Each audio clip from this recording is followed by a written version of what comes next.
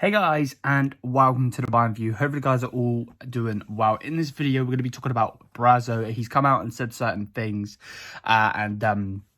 yeah, we're just going to basically, he's come out and he's had an interview and been interviewed and come out and said certain things, and him being in the powerful position that he is at our club, I'm going to break it down, read it to you guys, and then give you my opinion on it. You can let me know your opinion, as always, in the comment section down below. Have your view on the Bayern View in the comments. And with that said, if you're going to enjoy, smash the thumbs up, hit the subscribe button if you're new, and let's get rocking and rolling. So again, this is going to be a bit of a longer video, but let's just get into it.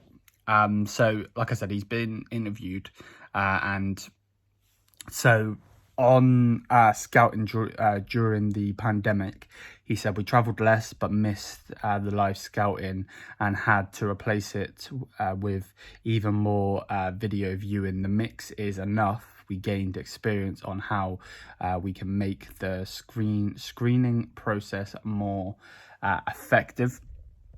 And then he also spoke about signing young talent from abroad.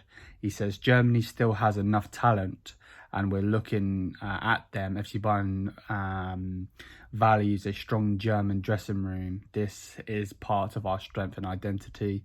Yep, 100%. That's why we're keeping a close eye on the German market, which, by the way, 110%, it should be. We are a German club. Just because I'm over here in England supporting doesn't mean we should have loads of English players, loads of French players. Like, of course, there's always going to be players that are different nationalities from the one that the club is played in, and it's a German club. But at the same time, you're always going to have the same, same with France, same with, it's just, yeah, it is what it is. And then he said, however, football is global today, and FC Bayern also have to react to that. Our team has more consistently among the top 3 teams in European football for 10 years. We want to maintain the level, and for that we also need international talent that can develop. Yeah, 100%. So far so good.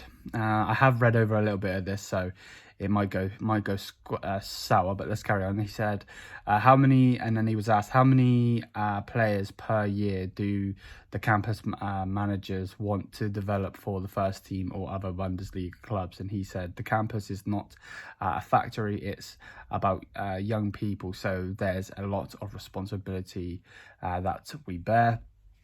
And he said, we want to train talented young players. Of course, we want, we hope that some will make it into our professional squad, like Stanisic and Paul Werner. But that's a huge leap. So we develop individual plans for our boys, which, yeah, it seems pretty easy from the eye, playing football, but it's not. It's most definitely not, and this is why you see so few make it, and you see the likes of, like, look at Jamie Vardy, he is now at the top level, and he could be at a bigger club. He could have gone there when obviously Leicester were winning the Premier League and stuff after that year, but he's gone through all of the years, or all of them, went through loads and loads of clubs, and then went to the creme de la creme of the Premier League. So yeah. With that said, though, he said, for some, a loan can be the right way. For others, training with our pros and playing in a different league at the weekend. And it's true that we brought in more Bundesliga players overall than others. And then he said about Alphonso Davies being the biggest scouting coup, I believe it's what it says. He said it's always a question of perspective. Of course, Alfonso is a prime example of a talent transfer. We couldn't write it better as a club, from Canada to top of the world, which, yeah, that is one of the best deals that we have done for a long time. Generally it is, like, sorry for shaking the camera, but it generally is. Like, Alphonso Davies is an absolute beast. So yeah, there's that.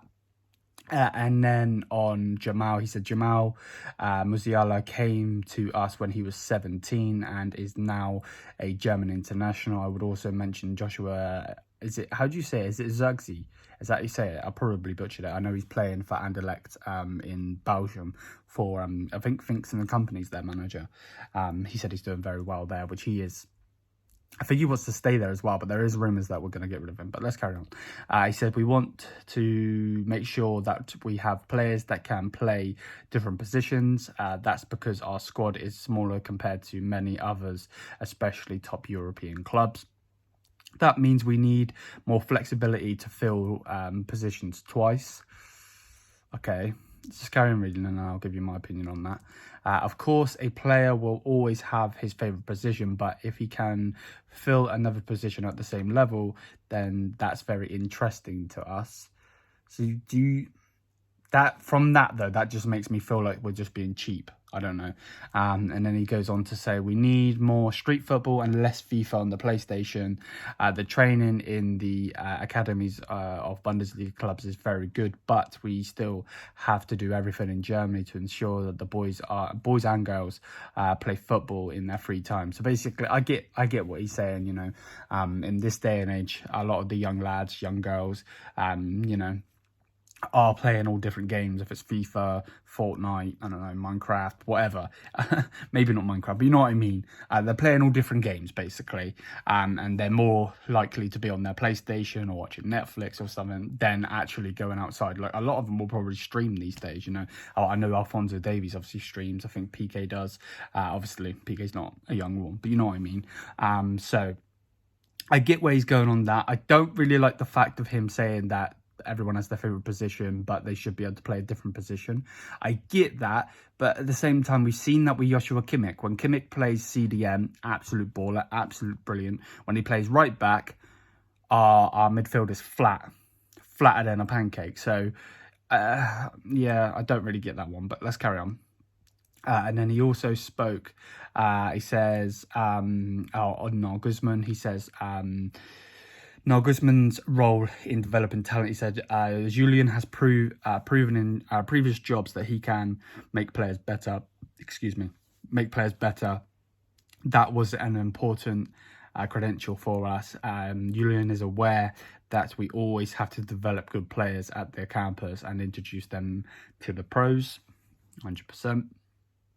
And then he also said, and the last thing he said was, Julian is very involved communicating with the coaches of the amateurs and the under-19s and under-17 teams.